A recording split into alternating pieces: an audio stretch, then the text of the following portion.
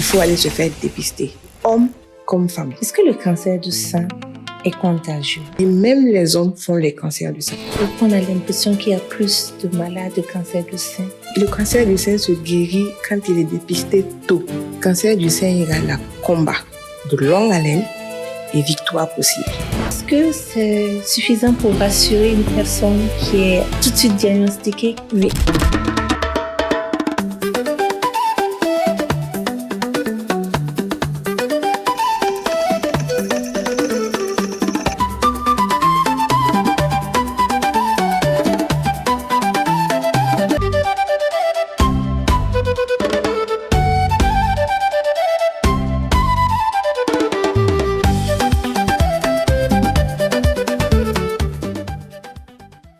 Bonjour à toutes et à tous et bienvenue sur Transfert Plus. Dans le cadre de notre série consacrée à Octobre Rose, nous avons reçu dans la première partie une personne vivant avec le cancer du sein, une combattante, une guerrière, Mariam Oulé. Aujourd'hui, nous recevons Dr Bagri Atiou. Elle va nous parler du cancer du sein. Elle va nous parler de ce qu'il faut faire et de ce qu'il ne faut pas faire lorsqu'on est malade, atteint du cancer du sein, mais aussi ce qu'il faut faire même si l'on n'est pas malade du cancer du sein. Bonjour, docteur. Bonjour. Merci d'être sur Transfert Plus. Nous avons hâte d'apprendre plus sur le cancer du sein, de le démystifier aussi et d'utiliser des termes simples pour comprendre, pour sensibiliser. Mais avant, qui est docteur Bagri Atiou? Dr Bagri Karine Atiou est médecin oncologue, chirurgien, exerçant au CHU de Tengamou et promotrice d'une activité communautaire de sensibilisation sur les cancers en général, mais également le cancer du sein en particulier et le cancer de la prostate. Ok, merci beaucoup, docteur. Pourquoi oncologue? Pourquoi oncologue? Déjà, quand je faisais ma thèse de médecine, j'ai travaillé sur les femmes atteintes de cancer du sein. Et j'ai été vraiment touchée par la souffrance silencieuse de ces femmes. Il y a 10 ans, il n'y avait pas un plateau technique comme tel. Il n'y avait pas autant de spécialistes pour prendre en charge la douleur, je dirais, de ces patients-là. Donc, j'ai vraiment été touchée par ça, également inspirée par un de nos maîtres, et les choses se sont enchaînées. Donc, c'est ce qui vous a poussé à vous consacrer à cette lutte, ou bien de façon humaine, vous avez ressenti le besoin d'être oncologue, médecin oncologue ou chirurgien oncologue? À la base, j'ai toujours voulu faire médecine. Et quand j'ai commencé médecine, j'avais envie de faire chirurgie. Et lorsque j'ai commencé la thèse d'exercice, j'étais avec un maître qui m'a vraiment inspirée. Mais c'est surtout le fait de voir des personnes souffrir, ne pas savoir où aller, vers qui aller, parce qu'il n'y avait pas autant d'oncologues à l'époque. Et c'est vraiment le besoin d'impacter la vie des autres, d'apporter ma pierre, de contribuer un tant soit peu à l'amélioration de la qualité de vie des patients. Amélioration de la qualité de vie des patients. Surtout que de plus en plus on parle de cancer du sein. Mais qu'est-ce qui fait qu'on entend ou qu'on a l'impression qu'il y a plus de malades de cancer du sein au Burkina Faso en particulier? Déjà, le cancer du sein a toujours existé depuis Socrate. C'est pas quelque chose de nouveau. Mais il faut dire que c'est surtout lié à la médiatisation. Donc, on en parle plus. Les personnes qui vivent avec le cancer se sentent moins stigmatisées ou de moins sont devenues plus fortes pour parler de leur maladie qui est quand même stigmatisante. Et à côté de ça, il y a l'amélioration de ce qu'on appelle des moyens pour découvrir. Voilà, l'amélioration des moyens pour découvrir le cancer fait que maintenant on détecte le cancer de plus en plus tôt, des tailles toutes petites. Donc, quand on combine l'amélioration des moyens pour détecter la maladie, le fait qu'on en parle plus, médiatisation. Déjà, à l'occasion d'Octobre Rose, le gouvernement a fait un lancement, je pense, à Ziaré ou à Tanguy d'Assouri. Et tout ça, ça contribue en fait à mettre une lumière sur le cancer. Donc, on voit plus Donc, les cas sont plus vus. Donc, c'est un peu ça. C'est un peu dû à la communication autour du cancer du sein. Sinon, efficace. Le cancer a toujours existé. Oui, communication. Donc, c'est pas ce qu'on entend, c'est à cause de nos nourritures, de ce qu'on mange, ou bien c'est lié, mais bon, en tout cas, c'est quelque chose qui existe il y a longtemps. On parlera plutôt de facteurs de risque. Okay. En fait, le cancer se rajeunit. Avant, on n'en parlait pas beaucoup parce que le cancer touchait plus les personnes âgées. Maintenant, on a des patients de 40 ans, de 20 ans, de 18 ans qui ont des cancers du sein. Et la tranche d'âge la plus active est de plus en plus touchée. L'âge moyen, au cours d'une étude qu'on a faite récemment, tout cancer confondu, c'est autour de 47 ans. Et l'âge moyen pour le cancer du sein au Burkina, c'est autour de entre 40 et 43 ans. Donc, voilà. Donc, du coup, ça touche une tranche plus jeune et c'est urgent parce que c'est la tranche la plus active. Alors, cette tranche qui est active, qui ne travaille plus, ne produit plus, il n'y a plus d'argent qui rentre. Ça contribue, je pense, le rajeunissement du cancer, en fait, a contribué à ce qu'on mette la lumière dessus pour sensibiliser parce que dépister, c'est je pourrais dire la seule arme, en fait, contre le cancer. Du sein, en tout cas. Oui. Donc, dépister, on prend des mesures très tôt pour pouvoir combattre donc cette maladie-là. C'est ça. Mais pour une personne malade, quelles sont les erreurs à éviter quand on est diagnostiqué, quand on est malade? Il y a des erreurs quand même que certaines patients commettent généralement. Vous avez dû rencontrer dans votre parcours. Pouvez nous en parler un peu? Je dirais que c'est plutôt le retard de consultation. On ne sait pas forcément ce que c'est. Avant, jeune fille, quand tu dis que tu as une boule dans ton sein, on te dit c'est des maladies de jeune fille. Quand tu vas accoucher, ça va passer. Ou il y a certaines sociétés, cultures où on essaie d'écraser le sein, disant qu'il faut casser les grelots. On ne sait pas ce que c'est toujours, et ça a conduit à un retard de consultation. Donc, on vient quand la maladie est déjà avancée. Et deuxièmement, il y a l'isolement. En fait, ce qu'il ne faut pas faire, c'est quoi?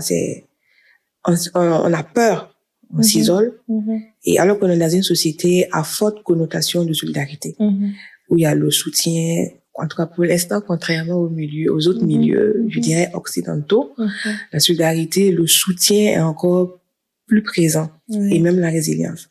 Donc, il ne faut pas s'isoler. Les gens s'isolent parce qu'ils ont peur d'être stigmatisés. Pourquoi? Parce que quand on dit cancer, le premier mot qui vient après, c'est la mort. Exactement. Donc, cancer égale à la mort. Et pour ne pas entendre des choses effrayantes, on cache, on reste chez soi, on n'en parle pas. Et ça, c'est pas bon. Donc, on passe à côté du soutien de notre société. Notre société est caractérisée par le soutien. Le troisième point, c'est la désinformation. Comme je dis, on vient consulter parce qu'on ne sait même pas ce que c'est. Mais en fait, avoir les vraies informations ou les avoir, ça pose problème. Donc, il faut aller vraiment à la vraie information. Et c'est dans ce sens que vraiment cette médiatisation d'Octobre Rose permet aux gens vivant avec le cancer ou pas d'avoir les bonnes et vraies informations pour transmettre en fait à leur entourage. Donc, voici les 3 points. Le retard de consultation, l'isolement et ne pas aller à la vraie information. C'est vraiment ça. Combiné, on reçoit les patients tard, à des stades où... à des stades avancés. Très avancés. Et sont ces stades avancés-là qui font que maintenant, on dit cancer égale la mort. Donc, on dit cancer, tout de suite, le mot mort s'affiche. Oui. Mais peut-être qu'il faut aussi rassurer les patients et la population sur le fait que ça se guérit et communiquer autour des patients qui sont complètement guéris. Rassurez-nous, on a guéri complètement? Oui, le cancer du sein se guérit quand il est dépisté tôt. Ici, c'est la notion de taux qui joue, en fait. Cancer du sein égale à combat. De longue haleine et victoire possible. Voilà pourquoi on demande à toutes les femmes, également aux hommes, d'aller se faire dépister. Parce que lorsque c'est dépisté tôt, les chances de guérison sont énormes. Et pour vous dire que non seulement quand on est dépisté tôt, on économise beaucoup. Le traitement moyen d'un cancer du sein avancé, c'est autour de 3 400 000 et quelques mille. Dans une société où le SMIC, en tout cas au Burkina, est de 45 000. Et actuellement, grâce aux cliniques mobiles que l'État a mis en place, le dépistage est gratuit. Et il y a certains plateaux techniques aussi qui sont gratuits, notamment la radiothérapie. Donc, je pense que non, il faut aller se faire dépister, homme comme femme. C'est vrai que J'aime cette précision. Vous êtes en train de dire aussi que c'est possible qu'un homme ait un cancer du sein. Oui, c'est rare, c'est 1%, mais ça existe. Il y a des hommes qui font des cancers du sein. Vous en avez rencontré au Burkina? Oui, j'en ai rencontré plusieurs au Burkina, et le fait même que le volume du sein est moindre par rapport à celui de la femme, une boule de 3 cm chez une femme n'aura pas forcément le même impact qu'une boule de 3 cm chez un homme. Parce que l'homme, c'est une petite glande mammaire et directement dans le muscle. Donc, facilement, la boule se fixe dans le cancer, contamine les muscles et les autres organes du voisinage. Alors que la femme qui a un gros volume mammaire, ça mettra un peu plus de temps. Voilà. Ok. Donc, si je comprends bien, les hommes, Octobre Rose, c'est pas que pour les femmes, mais c'est pour vous aussi. Allez vous faire dépister. Oui. Faut vraiment s'auto-palper à la maison, homme comme femme. Homme comme femme. Voilà, s'auto-palper et aller consulter. Il y a les cliniques mobiles qui sont là. Le dépistage, en tout cas du sein, est gratuit dans les cliniques mobiles. Docteur Badé, qu'aimeriez-vous dire à une femme qui n'est pas diagnostiquée, mais qui a besoin de comprendre l'importance de se faire diagnostiquer? Je reviens sur la question pour que vous utilisez des termes simples, mais faire l'appel, parce que on a l'impression que c'est l'affaire des femmes âgées. Donc, je vais aller sur une tranche d'âge un peu plus jeune. Pourquoi c'est important de se faire dépister? Je dirais déjà qu'il est important de connaître ses antécédents familiaux. C'est vrai qu'on est en Afrique, les gens ne parlent pas beaucoup. Il faut déjà savoir si dans la famille, quelqu'un a déjà eu un cancer du sein ou pas. Même si on n'en a pas, ça ne veut pas dire qu'on n'est pas, on ne doit pas aller se faire dépister. Donc, ce que je devrais dire aux femmes, d'abord, vous êtes l'impact de la société. Vous êtes une force silencieuse et vous contribuez à ce qu'on appelle au développement, en fait, social, économique de la société. Sans femmes, il n'y aurait pas tout ça. Et rien qu'à partir de là, leur santé est leur plus grande richesse. On ne peut rien faire quand on n'est pas en bonne santé. Donc, avoir peur, c'est normal pour tout le monde. Mais le plus important, c'est d'aller au-delà de cette peur et d'aller se faire dépister. Alors, que le diagnostic soit cancer ou pas, il faut se dire que des traitements existent. Maintenant, des spécialistes existent et des méthodes, des moyens d'accompagnement aussi existent. Donc, la peur est une chose. Céder à la peur, c'est là, en fait, où se trouve le danger face au dépistage. Maintenant, aux hommes, c'est pas une affaire de femmes, parce qu'il y a des hommes aussi qui font des cancers du sein. Ils constituent également cette colonne de la société, de la famille. Donc, si on doit avoir un homme atteint d'un cancer, une famille manquerait d'un père, une famille manquerait d'un frère, d'un époux, d'un travailleur, je dirais d'un producteur. Bien sûr, la femme contribue également. Et une famille pourrait se disloquer. Donc, il ne faut pas dire, nous, on n'est pas... le sein, c'est pas une affaire de femme. C'est également une affaire d'homme. Donc, toucher les seins et aller consulter. Ne pas paniquer. Voilà, c'est vrai que ça arrive, mais il y a des traitements. Est-ce que aussi c'est pas justement cette société, cette stigmatisation qui fait que au-delà de la maladie, les femmes comme les hommes ont peur d'aller se faire dépister? L'être humain est à ce côté compassion, mais l'être humain aussi a ce côté malheureusement qui n'est pas forcément compassion, mais qui juge, qui regarde d'un mauvais œil. Nous avons reçu avant vous une dame qui disait que lorsqu'elle faisait des séances de chimio, certaines personnes sont venues la voir juste pour voir comment elle avait dépéri, juste pour voir comment elle souffrait et savoir si est-ce que demain va la trouver. Docteur, il faut aussi parler à ces personnes. Comment traiter et comment avoir un autre regard sur ceux qui sont malades atteints du cancer? Vous faites bien de soulever cette question de la stigmatisation, en fait. Comme je le disais tout à l'heure, cancer égale mort.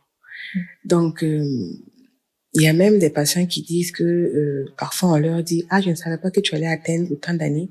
Ah, je ne savais pas que tu allais vivre aussi longtemps. Tu es toujours là. » Parce que pour eux, dès qu'on dit que la personne a un cancer, le compte à rebours est lancé. Et ce que j'aime dire à mes patients, le paludisme tue. Paludisme tue. Les accidents de la circulation, c'est comme une épée de Damoclès sur nos têtes. Tu sors, tu rentres, mais tu ne sais pas si tu vas rentrer. C'est quasi pareil.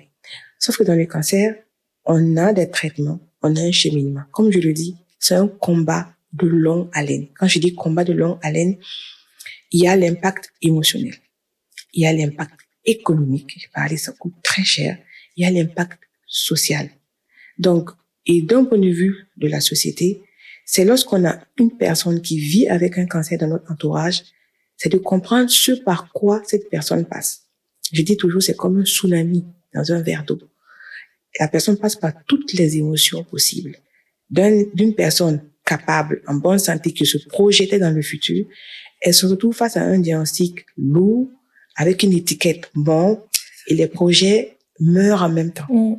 Donc, nous, accompagnants, parents, enfants, maris, nous avons le devoir de porter cette personne et de lui faire comprendre qu'une lueur est toujours là. En fait, parce que y a une qui me disait, quand j'ai reçu le diagnostic, je n'avais plus envie de vivre. Elle avait son association qu'elle avait mis en place et elle a arrêté pour se consacrer uniquement à la prise en charge de son cancer. Donc, notre société est riche de forts liens de solidarité. On est en Afrique. On voit des gens qui viennent donner de l'argent pour soutenir des patients lors de leur cure de chimio. Et donc, notre premier devoir, c'est le soutien social. Sans soutien social, ces personnes, même si elles avaient tout l'argent du monde, mentalement, elles ne tiendraient pas. C'est des personnes qui font beaucoup de dépression en général. Donc, il faut que nous, n'ayant pas encore, parce que personne ne sait, ça arrive à tout le monde, n'ayant pas de diagnostic de cancer, nous serons le soutien, le socle de ces personnes, sans juger, sans critiquer, et que nous enlevions cette étiquette de cancer égale à mort. Merci beaucoup, Dr Bagri Atio, pour les conseils à tous ces jeunes femmes et jeunes hommes, je dirais. Et nous sommes intéressés de savoir si le cancer de sein touche aussi les enfants. Je sais que très récemment, moi-même, je découvrais que des enfants pouvaient avoir le cancer, mais est-ce que particulièrement le cancer de sein touche les enfants? Le cancer du sein en lui-même touche surtout, pour l'âge que j'ai eu, c'est les adolescentes. Alors, les enfants pourraient avoir peut-être des cancers du sein, mais surtout plutôt des tissus au niveau du sein, ce qu'on appelle des sarcomes, localisés par exemple à ce niveau. Cela pourrait arriver. Donc, il faut savoir que toutes les parties du corps peuvent être sujets de cancer. Le sang, les yeux, la peau, les os, partout. Et le cancer, c'est pas une affaire de femmes, d'hommes, de sexe, de richesse, de pauvreté. C'est tout le monde qui est concerné. Voilà. Donc, on comprend mieux pourquoi il y a des campagnes parce que on veut préserver la société, on va dire. Mais est-ce qu'il y a des avancées dans le traitement du cancer au Burkina Faso et même dans le monde? Est-ce qu'il y a des avancées? Oui, beaucoup d'avancées, surtout au Burkina. Quand je faisais ma thèse il y a 10 ans, où il n'y avait pas la radiothérapie, les gens devaient aller à l'extérieur pour faire le traitement très coûteux. Actuellement, la radiothérapie est disponible et en plus, elle est gratuite pour les cancers du sein. Oui. Et il y a également d'autres centres, je pense, qui sont en construction, notamment à Bobo, pour la radiothérapie. Il y a des traitements coûteux, c'est vrai, mais ils sont de plus en plus accessibles actuellement. Et l'une des avancées, c'est l'immunothérapie. Bon, pour faire court, on utilise notre immunité, notre force à nous défendre, qu'on veut booster pour lutter contre le cancer. C'est-à-dire que des médicaments qu'on va prendre qui vont nous rendre plus forts pour éliminer les cellules de notre corps. À peu près, voilà. Donc, il y a vraiment également un renforcement des ressources humaines. Il y a des spécialistes qui sont de plus en plus formés des radiothérapeutes, des oncologues médicaux, des chirurgiens, et également des psychiatres. Il y en a qui s'intéressent également à l'oncologie. Donc, tout ce qui a comme soin de support derrière. On a également ceux qui font l'activité physique adaptée. Donc, tout ce qui est sport adapté à notre contexte. Il faut savoir que même quand on a le cancer, il est même conseillé et recommandé de faire du sport parce que, ça améliore les résultats du traitement. Ça permet de prévenir contre le cancer et ça réduit le taux de mortalité chez les personnes qui vivent avec le cancer et qui font le sport. Ils vivent plus longtemps que ceux qui vivent avec le cancer et qui ne font pas le sport. Donc déjà, il y a ce personnel également qui est formé et de plus en plus, en tout cas, je pense que on s'enrichit en ressources humaines et en plateau technique. Donc, plateau technique disponible, on va dire, ressources humaines de plus en plus formées dans plusieurs domaines, jusqu'au sport. Oui. Mais est-ce que c'est suffisant pour rassurer une personne qui est tout de suite diagnostiquée, qui dit « mais je n'ai rien, je n'ai pas d'argent, donc je reste malade à la maison ». Parce que, hormis le cancer ou n'importe quelle maladie, beaucoup de personnes disent, on entend souvent « je n'ai pas d'argent, c'est pour ça que je suis pas allée à l'hôpital ». Lorsqu'on lui demande « tu es malade, mais pourquoi tu n'es pas allé à l'hôpital ?» Je n'ai pas d'argent. Donc, est-ce que c'est suffisant? Si le plateau technique est suffisant pour prendre gratuitement tous les malades, je ne pense pas. Il est suffisant pour déjà prendre gratuitement les personnes vivant avec un cancer du sein. Je pense également du col de l'utérus et de la prostate. Pour la politique dont j'ai eu vent, enfin j'ai des nouvelles. Il y a également, je pense, comme je disais, notre société est à forte connotation de solidarité. On a un cancer, on n'a pas d'argent, mais je pense qu'on peut déjà faire des démarches, voir son oncologue, qui pourra peut-être faire des résumés et tout, qu'on peut déposer auprès de certaines fondations d'œuvres, je dirais pas philanthropiques, qui aident vraiment et qui veulent soutenir les patients vivant avec un cancer. Donc, de plus en plus, comme c'est médiatisé, des gens s'organisent pour soutenir financièrement et même l'État. Déjà, ils ont diminué le prix du scanner, permettant de faciliter déjà le diagnostic, mais également la surveillance. Donc, je pense que petit à petit, on va y arriver. Il y a également la mise en place de l'assurance maladie universelle qui est en cours pour permettre justement la prise en charge gratuite de certaines pathologies, de certaines personnes également. Donc, je pense que le train est vraiment bien lancé. Nous sommes en bonne marche pour une prise en charge gratuite des personnes vivant avec un cancer. C'est comme on dit, step by step. Step by step. Merci beaucoup, docteur, pour ces informations. Donc, si vous êtes diagnostiqué malade, atteint du cancer du sein, puisque nous parlons du cancer du sein, ne dites pas que vous n'avez pas d'argent. Renseignez-vous, cherchez les informations et je suis sûre que vous aurez une prise en charge. Docteur, est-ce que lorsqu'on est oncologue, c'est juste qu'on est docteur de cancer pour gérer le cancer du sein ou bien c'est pour tous les cancers? Je voulais vraiment savoir et peut-être que les autres qui nous suivent aussi. Donc, le mot oncologue, c'est la même chose que le mot cancérologue. Donc, ça vient du cancer. Et l'oncologue, c'est celui qui prend en charge les cancers. On a les oncologues médicaux. On les connaît le plus pour leurs activités dans l'administration de la chimiothérapie. Mais c'est pas que ça qu'ils font. Il y a ce qu'on appelle les oncologues radiothérapeutes, ceux qui vont utiliser une grande machine, et un peu comme le scanner, on est couché, et il y a des rayons qui viennent sur la zone touchée par le cancer. Il y a les oncologues chirurgiens qui sont spécialisés dans tout ce que, comment je vais dire ça? Aller enlever la maladie là où elle se situe. Donc, quand on dit oncologue, il y a plusieurs sous-spécialités à l'intérieur. Et vous êtes oncologue chirurgien. D'accord. Mais vous êtes courageuse parce que c'est vous qu'on retrouve au bloc. Pour les cancers du sein, oui. Oui. C'est jamais un plaisir d'aller amputer le sein d'une femme. Oui.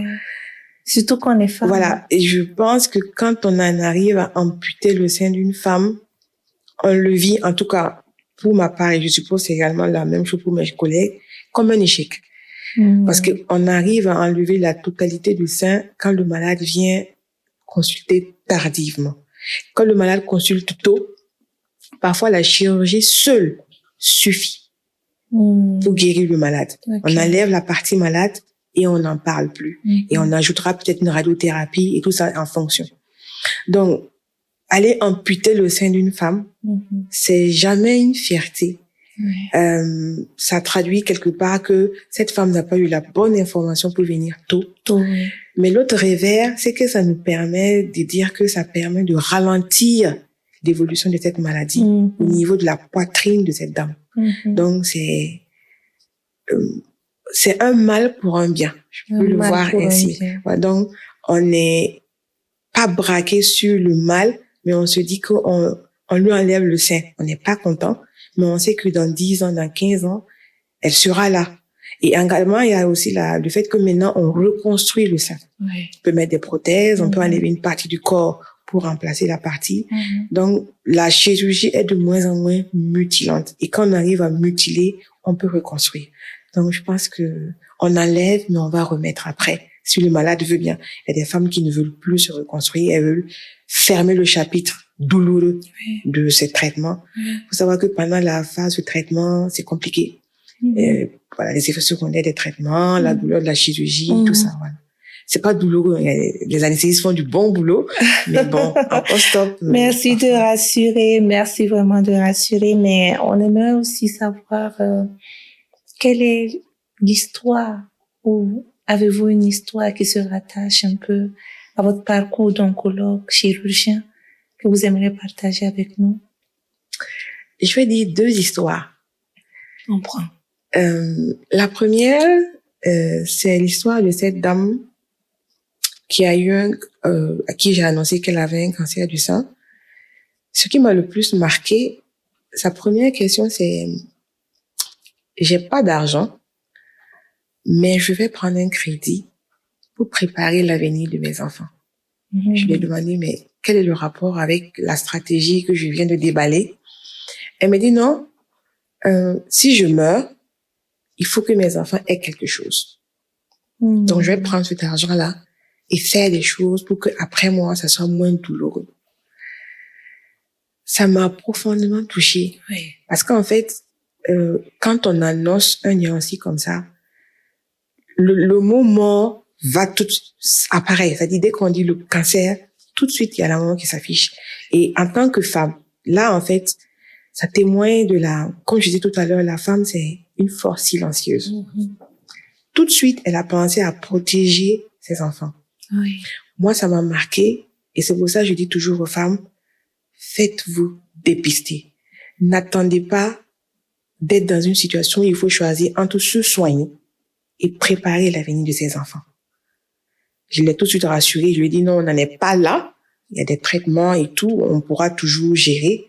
Et si vous allez prendre un crédit, c'est votre choix, mais sachez qu'il y a des traitements qui sont en place dont vous pouvez bénéficier.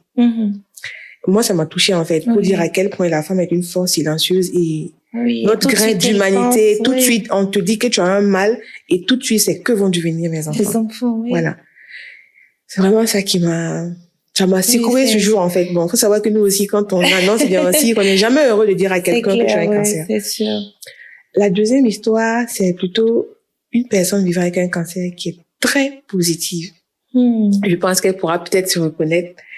Une jeune dame de moins de 40 ans qui a eu un cancer du sein, on a opéré, elle est venue un peu tard, on était obligé de lui amputer le sein, qui était sur un projet de reconstruction, c'est-à-dire lui refaire un autre sein. Et quand elle vient aux consultations, elle est toujours, je dirais, bien tirée. Et je lui dis, mais toi, tu es forte. Elle dit, mais docteur, il faut vivre, hein. Je dis, mais énergie positive. Toujours positive. Et vraiment, ça m'a tellement marqué, d'autant plus qu'elle est jeune. Et elle dit toujours, je n'ai pas acheté la maladie. Mais je pense que si je me comporte d'une certaine façon, personne même ne sait que j'ai cette maladie-là. Et moi, c'est sa positivité qui m'a le plus marqué. Toujours bien habillée, sur des talons de 7-8 cm. Et je lui disais, mais apprends-moi à marcher dessus. Et tu la verras assise en salle, tu ne sauras pas. Donc, c'est pour dire, non seulement il faut être positif, mais il n'y a rien qui est écrit sur le front cancer. Parce que quand on l'a, on a l'impression que les autres savent. Mais non, Cette dame, si elle ne vous le dit pas, vous ne saurez pas qu'elle a un cancer. Elle s'est fait reconstruire le sein, elle vit sa vie comme elle dit, docteur, il faut bien vivre. Donc, elle vit vraiment. Elle vit vraiment. Et quand on se voit au rendez-vous, elle me raconte des anecdotes, comme elle soutient d'autres personnes qui vivent cette maladie. Et vraiment, c'est être positif et ne pas attendre que la maladie nous contraint à un choix. Donc, allons nous faire dépister. Allons nous faire dépister. Monde. Hommes, femmes, enfants, médecins, non médecins, tout le monde. Oui. Mais docteur, pour quelqu'un qui dit je me suis fait dépister l'année passée, donc cette année, je ne veux pas faire le dépistage. Qu'est-ce que vous allez répondre? Merci, c'est très important. Le dépistage, c'est à partir de 40 ans. OK. 40 ans, il faut aller se faire dépister. On a fait un dépistage cette année, c'est bon. L'année prochaine, on pourrait, en fonction de certains antécédents, sinon on attend 2 ans, voire 3 ans pour aller se faire dépister encore. C'est dans le cancer du col qu'il faut faire. Aujourd'hui, c'est bon. L'année prochaine, c'est bon. Et on va espacer de 3 ans. Mais pour la mammo, dès 40 ans, il faut aller consulter et se faire dépister. Mais lorsque vous dites qu'il y a des jeunes qui l'ont à 21 ans, 17 ans et qu'il faut aller tôt. Donc, si j'ai 20 ans, je suis une jeune fille, j'ai entendu qu'il faut aller se faire dépister. On va me dire d'attendre 40 ans? Non. En fait, quand on a 20 ans, on même aux mamans, quand les seins ont commencé à pousser, c'est d'apprendre aux filles à se connaître et à toucher leurs seins. Voilà. À se palper le sein sous la douche pour voir s'il n'y a pas quelque chose d'anormal.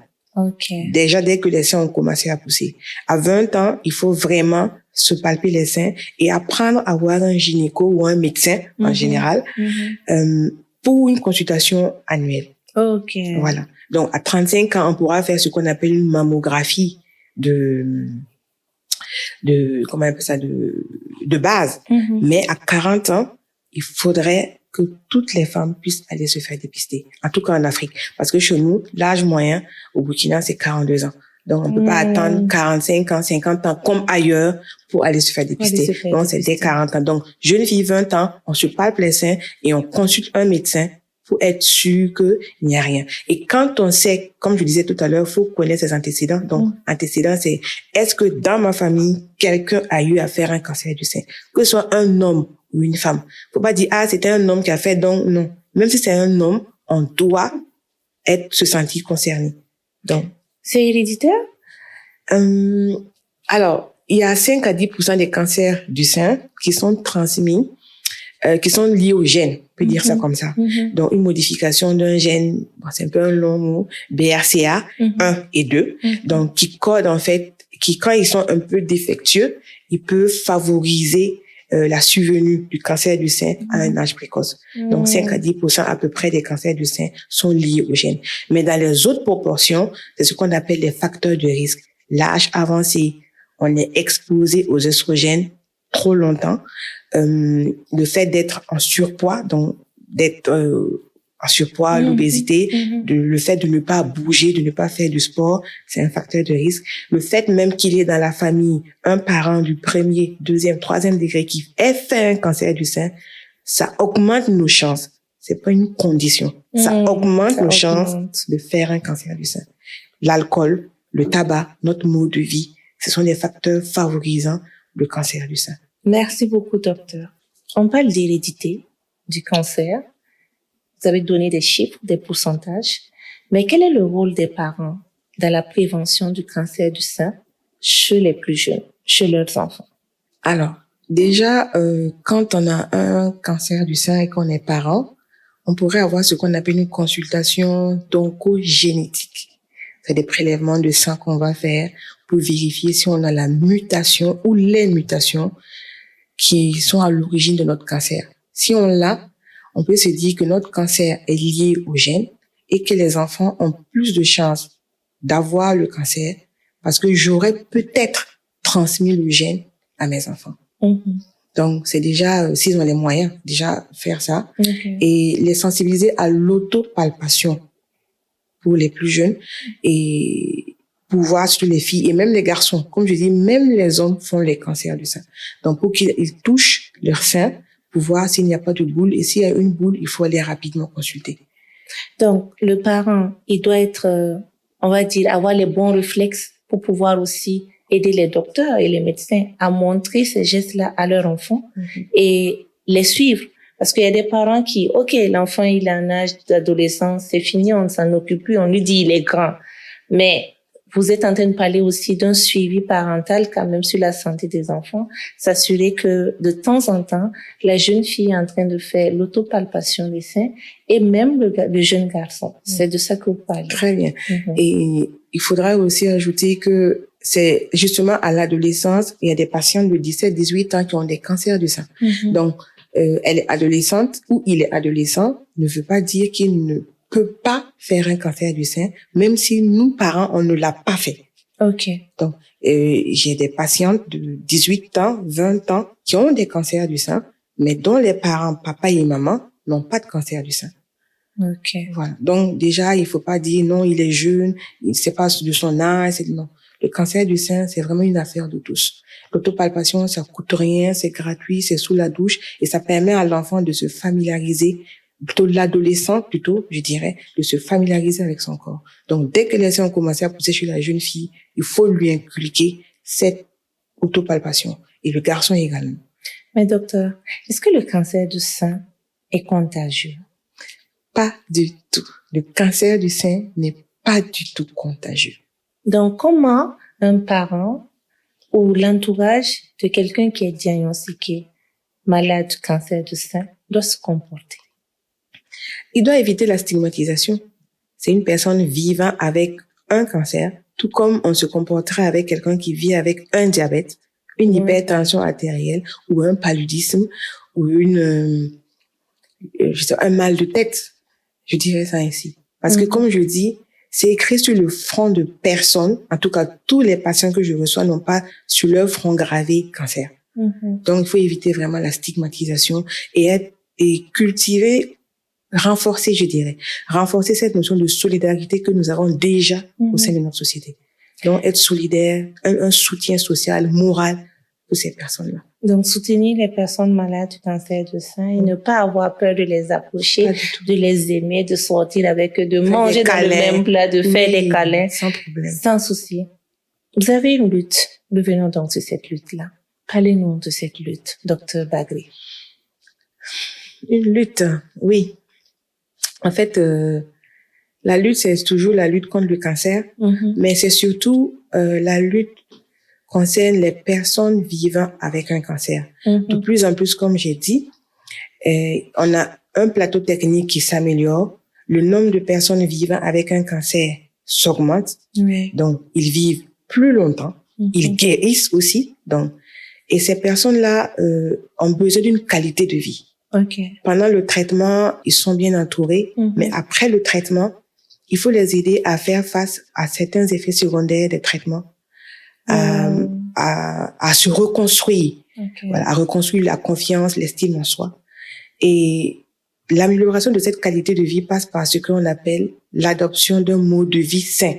Et l'un de ces outils, c'est l'activité physique adaptée qu'on dit APA, donc le sport, qui lui va permettre à la personne qui vit avec un cancer de guérir mentalement, émotionnellement, ça accompagne bien sûr d'autres traitements, mais également de renforcer son immunité et de lutter efficacement contre le cancer qu'il a eu et contre les autres cancers qu'il pourrait avoir. Donc, c'est vraiment dans ce cadre-là qu'on a initié la marche rose-bleue qui se tient généralement en novembre, en marche d'octobre, parce qu'il concerne et les hommes et les femmes. C'est les cancers du sein, les cancers de la prostate essentiellement. Et c'est une activité au cours de laquelle on fait une activité sportive avec des challenges, 10 km, 15 km à pied, 1 km, en fonction de ce que tout un chacun pourra avaler comme kilomètre, si je peux dire ça comme ça. Donc, la marche, c'est vraiment le premier remède qui booste l'immunité, qui aide les personnes vivant avec un cancer à mieux s'intégrer dans la société et à se réparer au jour le jour. Parce qu'après les traitements, il y a une vie après. Et cette vie doit être bien vécue. Et le sport vraiment aide, notamment la marche. Donc, nous sommes tous invités pour la marche. Tous invités pour la marche Rose Bleue qui a sa 3e édition cette année, qui aura lieu le 8 novembre, si tout va bien. Et on compte vraiment vous recevoir. Venez avec tout ce que vous avez, la joie, la positivité et l'encouragement pour ces personnes-là, pour leur faire partager la joie de marcher ensemble. Marcher ensemble et puis faites-nous 15 kilomètres à pied. Docteur Bagri, est-ce que tout le monde peut participer? Tout le monde, hommes, femmes, enfants, il n'y a pas riche, pauvre, tout le monde. Exactement. Il y a pas de... Donc, nous sommes invités. Donc, tous ceux qui suivent Transfert Plus, vous êtes invités. Et tous ceux, même si vous n'êtes pas encore abonnés, allez à la marche le 8 novembre. Ça se passe de quel côté? Ça se passera à Ouagadougou pour le lieu. Habituellement, on le fait au parc Bangororo, mais on attend d'officialiser certains sites parce qu'on le veut assez bien. Vous allez voir ça passer. Docteur, nous sommes vers la fin de notre entretien et on voulait vous dire merci. Mais avant, on aimerait que vous passiez un message, un mot de fin, quelque chose pour ceux qui nous écoutent, ceux qui nous suivent et surtout les abonnés de Transfert Plus. Déjà, merci pour cette opportunité. Grâce à cette émission de Transfert Plus, on pourra transférer la bonne humeur, on pourra transférer la démystification déjà sur les personnes qui vivent avec un cancer. C'est de dire à tous les abonnés, donc toutes les personnes qui tomberont sur ce podcast, que le cancer du sein n'est pas contagieux. Le cancer du sein est l'affaire de tous. Au Burkina Faso, il y a des traitements, notamment la radiothérapie, qui est gratuite. La clinique mobile fait le dépistage gratuit des cancers du sein, également des cancers du col de l'utérus. Et également, à toutes ces personnes qui traversent cette épreuve, ce sont des battantes.